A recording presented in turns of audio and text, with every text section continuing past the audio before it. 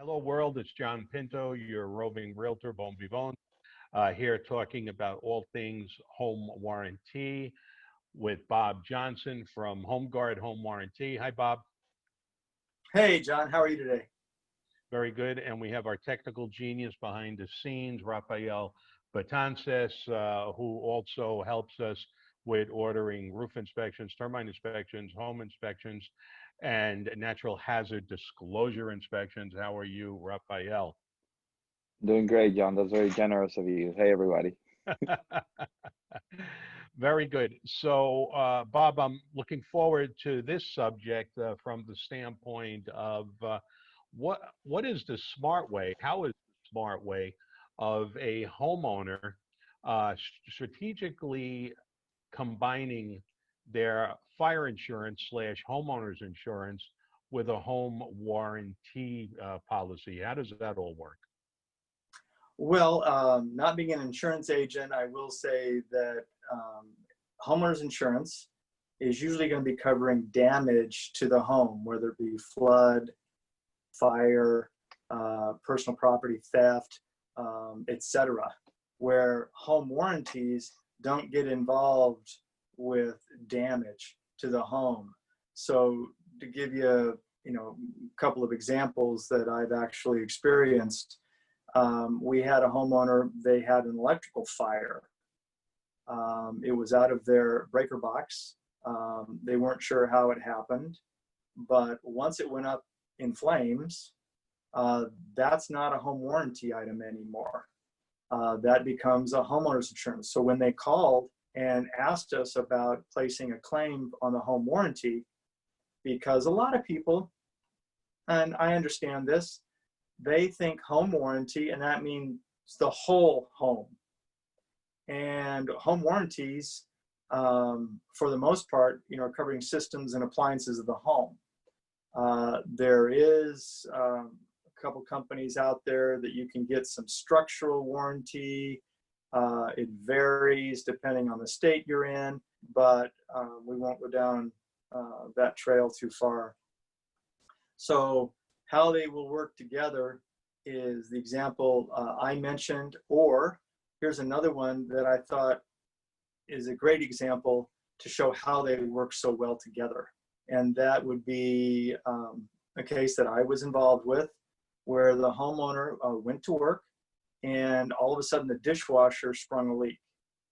And by the time they got home from work, the dishwasher had flooded their kitchen.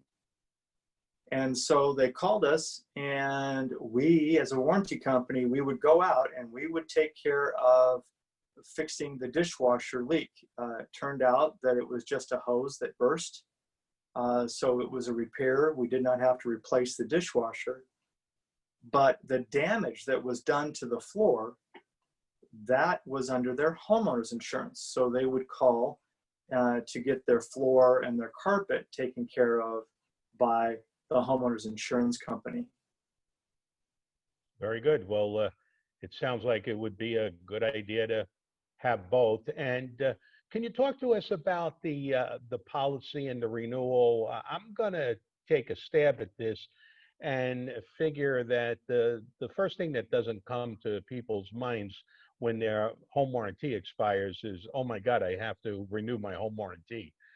So can you talk a little bit about the policy and renewing the policy? Sure. The policies in most cases are either 12 or 13-month home warranties initially when you're going through the purchase. And most warranty companies, when you're getting close to the anniversary of that policy going into place, will start sending you some information either by mail or email, or they could even give you a phone call about renewing. And it's just like a homeowner's insurance. You have your annual, in most cases, renewals. Sometimes homeowners insurance renews every 6 months, but warranties usually will be on the year anniversary, and you can choose to renew them. In most cases, you can maintain the coverage that you have. You certainly can reduce your coverage, and I'll give you an example of why you might want to reduce it. Let's say that you had pool coverage, and during your first year, you had to replace the pool pump, which is the main coverage for your pool option. Well, now you have a brand new pool pump that's probably going to last quite a while. Maybe you don't want to renew that option, and so you don't have to. So on renewal time, you can go ahead and customize your renewal the way you would like it to be, and then pay whatever that premium is before the current policy were to expire. So that way you don't have a situation just like you would with your homeowner's insurance or your life insurance where something would be expired and you don't have any coverage. Very good. Well, that is all very helpful. So I guess I don't have to worry too much about it. If the warranty is on there, the home warranty company is going to take the initiative of staying in touch with the client for the renewal. Is that correct? Absolutely. And if it does happen, John, there are companies, HomeGuard certainly is one, where let's say they totally forget about it. They were on vacation, or maybe they had a second home and they were gone for 3 months, and that policy expired. Usually you can call your warranty company and say, hey, I understood this expired. I still would like to have a warranty. And warranty companies do have policies they call direct to consumer or direct policies, where the homeowner still could purchase a policy for their home. The warranty companies usually will put a grace period after they receive payment. That grace period usually is 30 days. And the reason for that, I think, is obvious with your audience who's educated.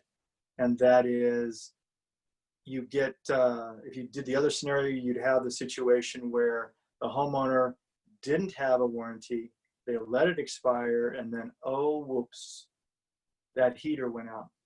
And now they realize they're going to have to replace the heater, and it's going to cost them a few $1,000s, and they'll say, oh, no, that's okay. I heard we can go get a warranty. We'll go ahead and pay $500 for the warranty, and then we'll get them to come out and replace the $5,000 heater.